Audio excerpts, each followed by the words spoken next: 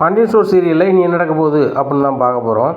இங்கே கதிர் வேலைக்கு போகிறாரு. அப்போது ராஜிட்ட கேட்குறாங்க, வரையா நீ எங்கே கோச்சிங் சென்டர் சொல்லாமல் விட்டு போகிறேன் அப்படிங்கிறாங்க. இல்லை வேணாம் நான் போய்க்கிறேன் அப்படிங்கிறாங்க. எங்கன்னு சொல்லி நான் விட போகிறேன் அப்படிங்கிறாங்க. இப்போ நீ பஸ் ஸ்டாண்டில் விட்டுருவியா அப்படிங்கிறாங்க. விட்டுறேன் அப்படிங்கிறாங்க. சைக்கிள்லேயே போகிறாங்க. அப்புறம் ரெண்டு மூணு பேர் ரோட்டில் பார்க்குறாங்க. என்ன புதுசாக கல்யாணம் முடிஞ்சவங்க பயங்கரமாக ரொமான்ஸ் பண்ணி போயிட்டுருக்கீங்களே, இந்த காலத்தில் பைக்கு காரு பிளேனுன்னு வந்துட்டு அண்ணங்க இன்னும் சைக்கிள்லேயே சுற்றுறீங்களே, ஓ அண்ணாமலை படத்தில் இருந்த மாதிரி நல்ல ரொமான்ஸ் பண்ணிட்டு போகலான்னு நினைக்கிறீங்களா அப்படிங்கிறாங்க. ராஜி சிரிக்கிறாங்க. இங்கே கதிர் சொல்கிறாரு, அதுக்கெலாம் இங்கே நேரம் இல்லை, வெயில் பயங்கரமாக அடிக்கி, அவளுக்கு கிளாஸுக்கு போகணும், எனக்கு வேலைக்கு போகணும் அப்படிங்கிறாரு. நீ ரொமான்ஸ் பண்ணிட்டாலும் அப்படின்னு சொல்லிட்டு இறங்குறாங்க ராஜி. நான் போய்ட்டு வரேன் ராஜி அப்படிங்கிறாங்க. சரி ரைட்டு நீ பெருவல்ல அப்படிங்கிறாங்க. நான் பெருவா நீ போய்ட்டு வா அப்படிங்கிறாங்க. நைஸாக அந்த வீட்டுக்குள்ளே போகிறாங்க. போகும்போது ராஜி வா சாப்பிட்டேன் அப்படிங்கிறாங்க. இல்லைக்கா சாப்பிட்டேன் அப்படிங்கிறாங்க. இல்லைம்மா எங்கள் வீட்டிலே அல்வா ரெடி பண்ணோம், நீ கொஞ்சம் சாப்பிட்டேன் அப்படிங்கிறாங்க. வேண்டாங்க்கா அப்படிங்கிறாங்க. இல்லை நீ கொஞ்சம் சாப்பிட்ற அப்படின்னு சொல்லிட்டு ஒரு கிணத்துல வச்சு கொடுக்குறாங்க. நல்லாவே சாப்பிட்றாங்க. சாப்பிட்டு முடிச்சுட்டு ஏம்மா கை கழுவிட்டு வா அப்படின்னு சொல்கிறாங்க. கை கழுவ போகிறாங்க. அந்த கேப்பில் ராஜி வந்து டியூஷன் எடுக்கக்கூடிய வீட்டுக்கு வந்து சக்திவேல் வராரு. அதாவது ராஜியோட சித்தப்பா வராரு. அது ராஜிக்கு சக்திவேல் தான் வராருன்னு தெரியல. சவுண்டு கேட்டோன்னா ஆகா இது சித்தப்பா சவுண்டு மாதிரிலாம் இருக்குன்னு சொல்லிட்டு பையன் எட்டி பார்க்குறாங்க. ஆமாம் சித்தப்பா தான் அப்படின்னு சொல்லிட்டு ஒதுங்கி நிற்கிறாங்க. அங்கே படிச்சுக்கிட்டு இருக்க பிள்ளைகள் ரொம்ப அழகாக இங்கிலீஷ் பேசுது. இதை பார்த்த உடனே என்னம்மா இவ்வளோ தெளிவாக இங்கிலீஷ் பேசுதுவா, பிள்ளைகள் எங்கே படிக்குதுங்க அப்படிங்கிறாங்க. ஆனால் இந்த ஸ்கூலில் படிக்கிறாங்க அப்படிங்கிறாங்க. பரவாயில்லையே ஸ்கூலில் நல்லா சொல்லிக் கொடுக்காங்களே அப்படிங்கிறாங்க. எங்கன்னே ஸ்கூலில் சொல்லிக் கொடுக்குறாங்க, ஸ்கூலில் ஒழுங்காக சொல்லிக் கொடுக்கலண்ணே, அதனால் ஹோம் டியூஷன் சொல்லி ஒரு பொண்ணு தான் எடுக்கிறா, நான் இருக்கா பாருங்கள் இந்த ராஜி பொண்ணு தான் எடுக்குது அப்படிங்கிறாங்க. இதை பார்த்தோன்னே சக்திவேல் ரொம்ப ஷாக் ஆகிடுறாரு. சி உன் முகத்தில் முடிக்கூடாது நினச்சேன், உன் முகத்தில் முடிச்சிட்டேனே அப்படிங்கிறாங்க. ஆனால் இந்த பொண்ணை ஏற்கனவே உங்களுக்கு தெரியுமா அப்படிங்க. ஏற்கனவே தெரியுமாவா, இது வந்து அப்படின்னு சொல்லிட்டு ரொம்ப கோவத்தில் கிளம்பி போகிறாங்க. உடனே என்ன ராஜி உன்னை ரொம்ப சத்தம் போட்டு போகிறாங்க, இது யார் அப்படிங்கிறாங்க.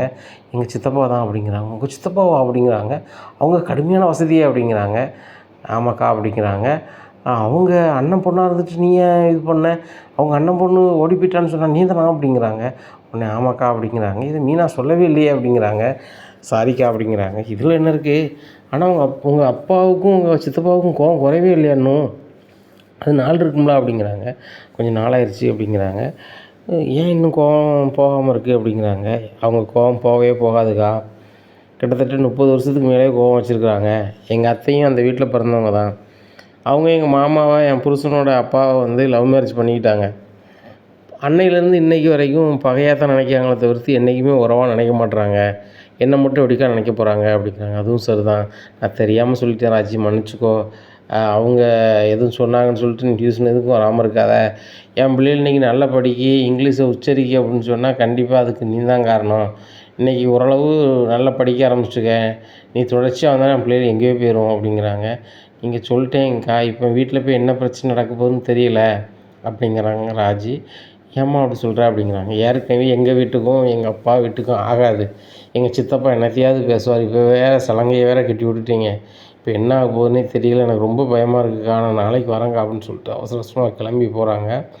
இந்த சூழ்நிலையில் வீட்டில் வந்து சொல்கிறாரு சக்திவேல், இந்த மாதிரி அவன் வந்து டியூஷன் எடுத்து வாழ போன பிள்ளைகள்கிட்ட டியூஷன் எடுக்க வச்சு தான் வந்து கதையை ஓட்டு தான் போல், வெளியில் தான் பெரிய பில்டப் பண்ணுறான், மளிகை கடை வச்சுருக்கான், அதில் வருமானம் வருதுன்னு சொல்லிட்டு அப்படிங்க. என்னதான் பேசிகிட்டு இருக்கு அப்படிங்கிறாங்க. வேறு யாரும் இல்லைண்ணா ஏற்ற வீட்டுக்காரன் தான் அப்படிங்கிறாங்க. உடனே ராஜி பாட்டி சொல்கிறாங்க, ஏற்ற வீட்டு கதையை இங்கே பேசக்கூடாது வைக்கூடாதுன்னு சொல்லி இப்போ நீ ஏற்ற வீட்டு கதையை பேசுத அப்படிங்கிறாங்க. ஏற்ற வீட்டு கதையை பேச வேண்டிய நேரம் வந்திருக்கு, அதான் பேசுகிறேன். இந்த வீட்டில் இருந்து 2வது போனால ஒரு ஓடுகாலி அப்படிங்கிறாங்க. உடனே ராஜி அம்மா திரும்பி பார்க்குறாங்க. இன்னும் முத்துவேலும் திரும்பி பார்க்குறாங்க. அதுக்கு என்னடா அப்போ அப்படிங்கிறாங்க. நான் ஒரு வீட்டுக்கு போனேன், அந்த வீட்டில் டியூஷன் எடுத்துக்கிட்டு இருக்கா, இப்படி வீடா டியூஷன் வீட்டை எடுத்துகிட்டாக்கா, அந்த போனதில் தான் எது வீட்டுக்கார உட்காந்து சாப்பிடுதான், சி இதெல்லாம் ஒரு பொழப்பா அப்படிங்கிறாங்க. இந்த முத்துவேலுக்கு சரியான டென்ஷன் ஆகிடுதுன்னு அவளை எவ்வளோ செல்லமாக வளர்த்தேன், அவள் வந்து ஒரு ஓடுகாலியாக போய் அந்த வீட்டுக்கு டியூஷன் எடுத்து போய் உழைச்சி கொண்டு கொடுக்கா அப்படின்னு சொல்லிட்டு சரியான கோவத்தில் இருக்காங்க. என்ன லட்சணத்தில் புள்ள வளர்த்துருக்க, நான் அசிங்கப்பட்டுக்கிட்டே இருக்கணுமா காலத்துக்கும் அப்படி இப்படின்னுட்டு இருக்காங்க. உடனே என்ன மச்சான் எதுக்கு எடுத்தாலும் புசுக்குன்னு சத்தம் போட்டுக்கிட்டே இருக்கீங்க அப்படிங்கிறாங்க. மாதிரி சத்தம் போடாமல் நகை எடுத்துக்கொண்டு எங்கேயோ வச்சுக்கிட்டு அங்கே இருக்குது இங்கே இருக்குன்னா எதையுமே உண்மை சொல்கிறது கிடையாது. அப்புறம் பிள்ளை எந்த லட்சணத்தில் வளர்ப்பா, இப்படி தான் இருக்கும், பிள்ளை தான் ஒழுங்கு வளர்க்க தெரியலையே அப்படிங்கிறாங்க. என்ன வளர்க்க தெரியலன்னு பேசிகிட்டு இருக்கீங்க, ஏய் சவுண்டு வசந்துச்சுன்னா அவ்வளோதான் அப்படின்னு இருக்காங்க. மச்சான் அக்கா மேலே கை நீட்டுது வேலைலாம் வச்சுக்காதீங்க, நகையை வேறு யாருக்கும் கொடுக்கல, ராஜிக்கு தான் கொடுத்துருக்கான், ராஜி வந்து தன்னோட பொண்ணு, அதனால் பொண்ணு கொடுத்துருக்காங்க அப்படிங்கிறாங்க. பார்த்தியானே நான் சொல்லலை, நகை வேறு எங்கேயும் போயிருக்காது, இங்கே தான் போயிருக்கும். ஏற்று வீட்டுக்காரன் அப்படியே அமைதியாக உட்காந்துக்கிட்டு அந்த நகையை பூரா ஆட்டையை போடுறது தான் வேலை. இவங்களுக்கும் ஏமாளித்தனத்தில் உள்ள அவங்க இங்கே பூரா வாரி இறைச்சிக்கிட்டு இருக்காங்க. சூப்பர்ண்ணே, சூப்பராக இருக்குண்ணே. என்ன சொல்லுவாங்க, கோழி பகை குஞ்சு உறவும்பாங்க. இங்கே குஞ்சு பகையாக இருக்குது, கோழி உறவாக இருக்குண்ணே. ரொம்ப சூப்பராக இருக்குண்ணே. அண்ணே இங்கே இருக்கிறதோட நம்ம போய் சேர்ந்துடலாம்ண்ணே. நம்ம என்ன போய் சேரணும், இன்றைக்கி இருக்குது அந்த ஏற்று வீட்டுக்காரனுக்கு அப்படின்னு சொல்லிட்டு வெளில வராங்க. பாண்டியனும் கரெக்டாக வராங்க. ரொம்ப ராஜியும் இருக்காங்க. நீலாம் மனுஷனாடா? ஏற்ற வீட்டில் இருக்க, நீ உழைச்சி சாப்பிடுதுன்னு பார்த்தா இப்படி வாழ வந்த பிள்ளைகளோ டியூஷனுக்கு போய் அந்த காசுலையே அன்றைக்கி சாப்பிட்டுட்டு இருக்கேன். என் வீட்டு நகையை எடுத்துகிட்டு போனதும் காணாதுன்னு சொல்லிட்டு என் பொண்டாட்டி நகையை எடுத்துக்க சொல்லியிருக்கேன். உனக்கெல்லாம் அறிவில்லை அப்படிங்கிறாங்க. இதை கேட்டோன்னே பாண்டியன் ரொம்ப கொதிச்சு போகிறாங்க. நகை எங்கடா வீட்டில் இருக்குது, என் மகன் கல்யாணம் முடிச்சு போகும்போது நகை எடுத்து போயிட்டான் வச்சுட்டான்னு சொல்லுதே, அது என்ன வரும் நான் கேட்டுக்கிட்டு தான் இருக்கேன். பணம் எவ்வளோ பணம்னு சொல்லு, அதே பணத்தை நான் தந்துடுறேன். இந்த சேவெல்லாம் பேசிகிட்டு இருக்காது அப்படிங்க. எவனுக்கிட்டே ஆணுவான் பணம் அப்படிங்கிறாரு சக்திவேல். அந்த நேரத்தில் கதிர் வந்துடுறாரு. எங்கள் அப்பாட்ட மரியாதையே பேசணும். உனக்கு என்னடா மரியாதை, என் வீட்டில் உள்ள நகை பணத்தெல்லாம் எடுத்துகிட்டு போயிட்டு உனக்கு என்னடா மரியாதை அப்படிங்கிறாங்க கதிரை. நான் எடுத்தது நீ பார்த்தியா அப்படிங்கிறாங்க. ராஜி இப்படி முழிக்கிறாங்க. ராஜி ஒழுங்கு மரியாதையும் அவங்க அப்பாவையும் சித்தப்பனையும் பேர் சொல்லு அப்படிங்கிறாங்க. யாருடா சித்தப்பா, ஏறடாப்பா, அவங்களுக்கு எனக்கு என்னடா சம்மந்தம் இருக்குது அப்படிங்கிறான். அப்போ ஏன் பேசிகிட்டு இருக்க அப்படிங்கிறாங்க. நீ நானும் மரியாதை பேசுடா, சிறுவண்டுத்தனமாக பேசு அப்படிங்கிறாங்க. உடனே குமார் சொல்கிறார், டேய் கதிர் வாங்கிக்கிட்டு பத்தாதா அப்படிங்கிறாங்க. என்கிட்ட வேணும் உனக்கு பத்தாதாடா, பார்த்துக்க பேர் பரவ நான் இருக்க கடுப்பில் அப்படிங்கிறாரு கதிர். உடனே டேய் எங்கள் வீட்டு நகையை ஏன்டா எடுத்த, அதை கொண்டு கொடுறா அப்படிங்கிறாங்க. உங்கள் வீட்டு நகையை நான் ஏன்டா எடுக்க போகிறேன் அப்படிங்கிறாங்க. எங்கள் பெரியம்மா நகை வந்தாகணும், அந்த ஓடுகாலி நகை போனால் போயிட்டு போட்டோம், எங்கள் பெரியம்மா நகை வந்தாகணும் அப்படிங்கிறாங்க. ராஜி அவங்க என்ன சொல்கிறாங்க அப்படிங்கிறாங்க. ஆமாங்க, சரணமாமா கல்யாணத்தோட அம்மா தான் கொடுத்து விட்டாங்க சித்தப்பாட்ட அப்படிங்கிறாங்க. இங்கே பாண்டியன் ரொம்பவே ஷாக் ஆகிடுறாங்க. என்ன தானே நடக்கு அப்படிங்கிறாங்க. மச்சான் சாரி மச்சான் அப்படின்னு சாரி மச்சான்ட்டு கிடக்க, சித்தப்பா அந்த நகையை எட்டுவாங்க அப்படிங்கிறாங்க. நகை எங்கே இருக்குது அப்படின்னு சொல்லி கேட்கும்போது திடீர்னு திணறாங்க. உடனே எங்கே லாக்கரில் இருக்குது. அதானே எங்கள் வீட்டு நகையை திருடி நீங்கள் லாக்கரில் வைப்பீங்க, வெக்கமாக இல்லை உங்களுக்கு அப்படிங்கிறாங்க சக்திவேல். இதை பார்த்தோன்னா கோமதி சொல்கிறாங்க, நாங்கள் யார்கிட்டையுமே திருடலை வைக்கலை, அண்ணி தான் கொடுத்தாங்க, அதை அவங்க மகளுக்கு தான் கொடுத்தாங்க சரியா, அதை பேங்க் லாக்கரில் பத்திரமா இருக்குது, யார் நகை யாரும் எடுக்கலை அப்படிங்கிறாங்க. அங்கே இருக்கா வேறு எங்கேயும் விற்றுட்டாங்களா, இல்லைனா அதை சும்மா லாக்கர் வச்சுருக்கேன்னு சொல்லிட்டு இருப்பாங்கண்ணே, இவங்க இதே அப்படி தான் அப்படி இப்படின்னுட்டு இருக்காங்க. உடனே இப்போ நகை வந்தாகணும், இல்லைன்னா நாங்கள் போலீஸ் போய் கம்ப்ளைண்ட் பண்ணுவோம் அப்படிங்கிறாரு முத்துவேல். அதுக்கு பாண்டியன் சொல்கிறாரு, உங்கள் நகையை வாங்கிக்காங்க, போலீஸ் போய் கம்ப்ளைண்ட் பண்ணாலும் பண்ணுங்கள், அதை பற்றி ஒன்றும் இல்லை, ஆனால் உங்கள் நகையை நாங்களாம் எடுக்கலை, உங்கள் வீட்டம்மா தான் கொடுத்துட்டு உங்கள் வீட்டம்மாட்ட கேட்டுக்கிடுங்க, ஆனால் எனக்கு தெரிஞ்சு இந்த வீட்டில் நடக்கலை, அதை மட்டும் புரிஞ்சுக்கிடுங்க அப்படிங்கிறாங்க. உடனே இவர் சொல்கிறாரு கதிர், உங்கள் நகை தானே வேணும் அப்படின்னு சொல்லிட்டு நேராக பேங்க்கு போகிறாரு. பேங்க்கில் போய் லாக்கரில் எடுத்து கொண்டு சக்திவேல் தலையில் போடுறாரு. போட்டோடனே டேய் என் நகை எப்படிடா போடலாம் அப்படிங்கிறாங்க. உன் நகை உன் வந்துட்டு, இதுக்கு மேலே எங்கள் அப்பாவை கை நீட்டி பேசிக்கிட்டு இருந்தால் நடக்குதே வேறு அப்படிங்கிறாங்க. டேய் என் நகை வந்துட்டா, அந்த ஓடுகாலியை கூட்டு போகும்போது நகையும் மனத்தையும் எட்டு போனேயே அதாங்கடா அப்படிங்கிறாங்க. உடனே சொல்லு ராஜி அப்படிங்கிறாங்க. அப்பா அப்படிங்கிறாங்க. நீலாம் அப்பான்னு கூப்பிட்றாத அப்படிங்கிறாங்க. நகை நான் தான்ப்பா எட்டு போனேன், போகும்போது அவசரத்தில் எதையோ போட்டேன் போலப்பா, கீழே விழுந்துருச்சு, ஆனால் கதிருக்கும் இந்த நாய்க்கும் சம்மந்தம் இல்லை அப்படிங்கிறாங்க. என்ன அவன் சொல்ல சொன்னானா அப்படின்னு முத்துவேல் கேட்குறாரு. உடனே சக்திவேல் சொல்கிறார், அவனே அங்கே எல்லாமே நடிப்புனே, எல்லாம் அங்கே போனோன்னு ஆள் மாறிட்டாங்க, சொல்லி கொடுத்து நடிப்பு நடக்கு அப்படிங்கிறாங்க. உடனே பாண்டியன் சொல்கிறாரு, என் வீட்டில் யாரும் பொய் சொல்ல வேண்டிய அவசியம் இல்லை அப்படிங்கிறாங்க. பொய் சொல்ல வேண்டிய அவசியம் கிடையாதா, பொய்யை சொல்லி தானடா நகையை வாங்கியிருக்கீங்க, பண்ணது பூரா திருட்டு வேலை, இதில் ஓவர் வாய் அப்படிங்கிறாங்க. உடனே கதிர் சொல்கிறாரு, இதுக்கு மேலே எங்கள் அப்பாவை நீ நானும் மரியாதைலாம் பேசினேன், கை நீட்டி பேசினேன், பார்த்துக்க கை நீட்டுற கை இருக்காது அப்படிங்க. என்னடா செய்வே அப்படிங்கிறாரு குமார். என்னடா செய்வியா, நீ கையை நீட்டி பாடுற ஒரு வாட்டி அப்படிங்க. என்னடா செய்யணும், கையை நொறிச்சு விட்டுருந்தாரு. அண்ணா அண்ணா அண்ணா தூக்கணே குமாரா அப்படின்னு சொல்லிட்டு நேரம் ஆஸ்பத்திரி கூப்பிட்டு போகிறாங்க. ஏன்டா அப்படி பண்ணேன் அப்படிங்கிறாங்க. நானும் பார்த்துட்டே இருக்கேன், உங்களை கை நீட்டிகிட்டே இருக்கான், இது எத்தனை வாட்டி பார்த்துட்டு இருக்க முடியும் அப்படிங்கிறாங்க. டேய் வீட்டுக்கு வாடா அப்படிங்கிறாங்க. வீட்டுக்கு கூப்பிட்டு போகிறாங்க. ஏன்டா அவன் முன்னாடி டியூஷன் போகிறத வீட்டில் சொல்லலை, இன்றைக்கி பாரு எவ்வளோ அசிங்கண்டா அப்படி இப்படின்ட்டு இருக்காரு பாண்டியன். ஏன் பொண்டாட்டி டியூஷன் போனது ஏன்டா சொன்னால், வேறு யார்கிட்ட சொல்லணும்னு அவசியம் கிடையாது, ஒரு பொண்டாட்டி கட்டின புருஷன்ட்ட சொன்னால் போதும் தானே சொல்லுவீங்க, என்கிட்ட சொல்லிட்டாங்க, போதுமானது விடுங்க, அவட்ட யாரும் கொஸ்டின் கேட்காதீங்க, அவங்க அம்மா நகையை கொடுத்தாச்சு, அவங்க வீட்டில் நகையை எடுத்து தொலைச்சிட்டான், இதாக உள்ளது, நகையை நான் பயன்படுத்தலை, இதை உங்களுக்கு தெரியணுங்கிறதுக்காக தான் சொல்ல சொன்னேன். அவங்க வீட்டு நகையை நான் உழைச்சி கையில் கொடுத்துருவேன். ஒத்த பைசா எனக்கு வேண்டாம். இந்த பாண்டிய மகன் வந்து யாருடைய காசுக்கு 5 காசுக்கு ஆசைப்படுறவங்க கிடையாது அப்படின்னு அவங்க ஒரு நாள் தெரிஞ்சுப்பாங்க. அதனால் நீங்கள் வந்து இப்போ வருத்தப்பட வேண்டாம். ராஜி நீ ரூம் போ அப்படிங்கிறாங்க. போ அப்படிங்கிறாங்க. உடனே போயிடுறாங்க. இதை பார்க்குறாங்க மீனா. என்ன 2 பேரும் வந்து புருஷன் பொண்டாட்டியை மாதிரி நாங்கள் வாழலை, ரூம் மட்டும் மாதிரி தான் இருக்கோம் அப்படி இப்படிம்பா. இப்போ அவன் பயங்கரமாக புருஷன் மாதிரி பேசுகிறான் அப்படின்னு சொல்லிட்டு போகிறாங்க. உடனே பாண்டியனும் சரி ரைட்டு, இந்த வீட்டில் இனிமையாக எனக்கு தெரியாத மாதிரி எதுவும் நடத்தாதீங்க. எது செஞ்சாலும் தலைக்கு மீறி போனாலும் சொல்லிடுங்க. சொன்னால் மட்டும்தான் வந்து எனக்கு தெரிய வரும். அடுத்தவங்க சொல்லி நான் அசிங்கப்படுறதை காட்டிலும் நீங்கள் சொல்லுங்கள். நான் 2 ஏச்சு ஏசினா கூட சரி ரைட்டு அப்படின்னு சொல்லி 5 நிமிஷம் கழிச்சு நான் சரியாயிடுவேன். அதுக்காண்டி என்கிட்ட சொல்லாமல் மட்டும் இருக்காதீங்க. வேறு ஏதாவது மறைச்சி தொலைக்கலாம் அதை சொல்லுங்கள் அப்படிங்கிறாங்க.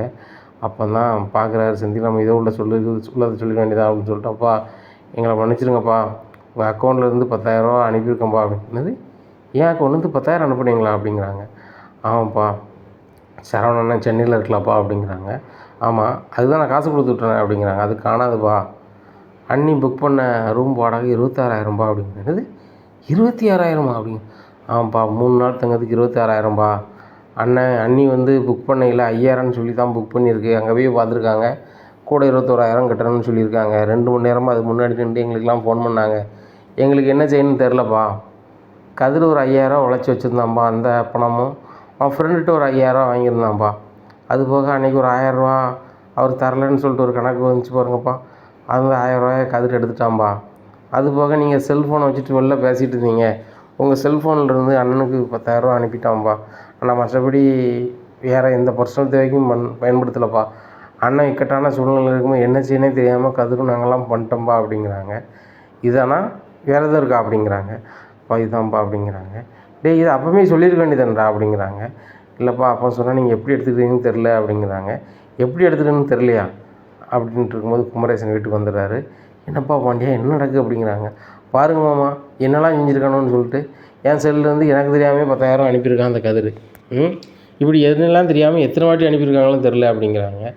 எப்பா எப்போவுமே அனுப்பலப்பா, எப்போவுமே உங்கள் செல்லில் கதிர் எடுக்க மாட்டான், நான் யாரும் எடுக்க மாட்டோம், அன்னைக்கு சூழ்நிலை அப்படிப்பா அப்படிங்கிறாங்க. இதை உடனே நீ என்கிட்ட சொல்லியிருக்க வேண்டியதானே அப்படிங்கிறாங்க.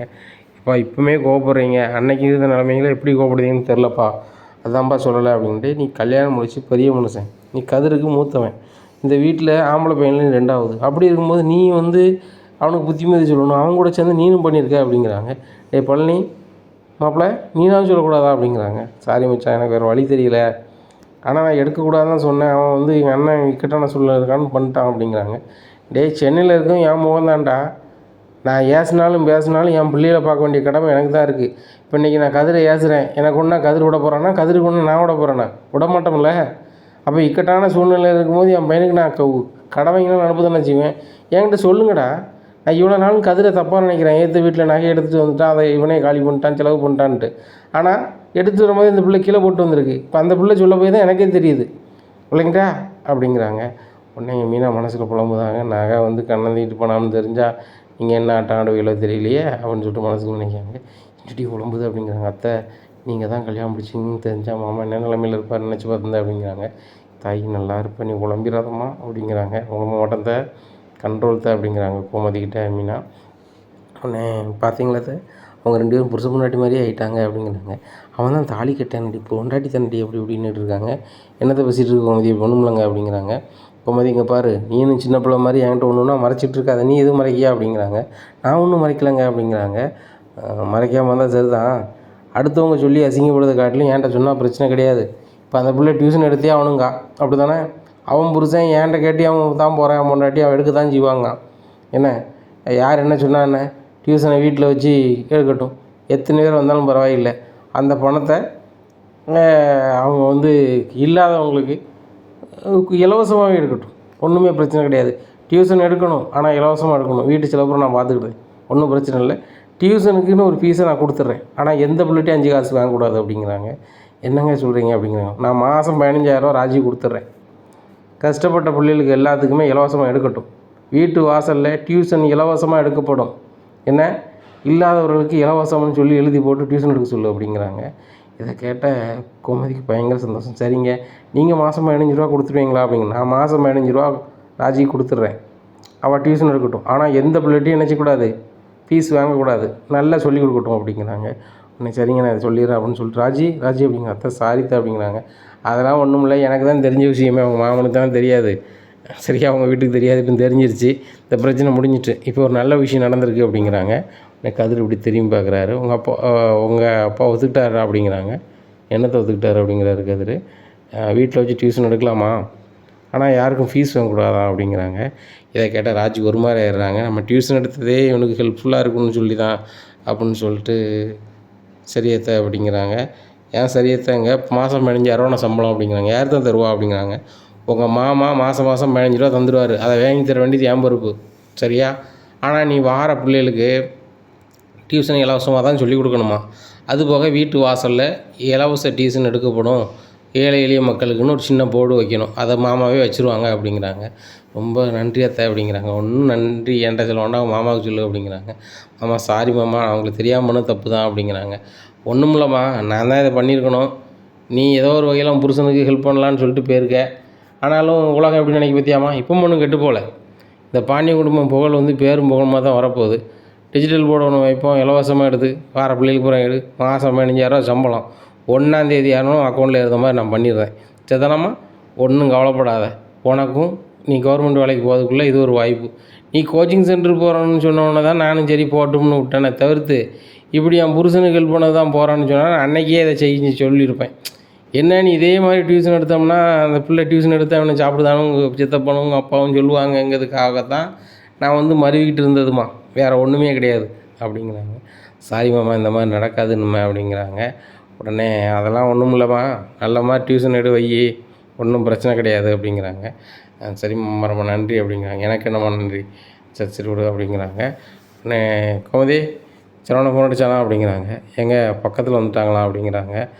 சரி ரைட்டு, அவங்களுக்கு ஆரத்தி எடுத்துரு அப்படிங்கிறாங்க. ஏங்க இவ்வளோ பிரச்சனைக்கு மத்தியில் ஆரத்தி எடுக்கணுமா அப்படிங்கிறாங்க. அவங்க வெளியூர் போயிட்டு வந்திருக்காங்க, 1000 கண் இருக்கும், அதனால் நம்ம ஆரத்தி எடுக்கணும்னு நம்ம கடமை, யார் என்ன நினச்சானே, நம்ம பிள்ளைக்கு நம்ம ஆரத்தி எடுக்கணும், வரும்போது ஆரத்தி எடுத்துரு அப்படிங்கிறாங்க. சரிங்கிறாங்க. இங்கே சரவணனும் தங்கமயிலும் பஸ் ஸ்டாண்டில் இறங்குதாங்க. கூப்பிட யாருமே போகலை. அப்போ தங்கமயில் சொல்கிறாங்க, ஏங்க அந்த மீனாவும் செந்திலும் வரையில் பஸ் ஸ்டாண்டில் கூட எத்தனை பேர் இருந்தாங்க, இப்போ நம்ம 2 பேரும் வரையில் யாரும் இல்லை அப்படிங்கிறாங்க.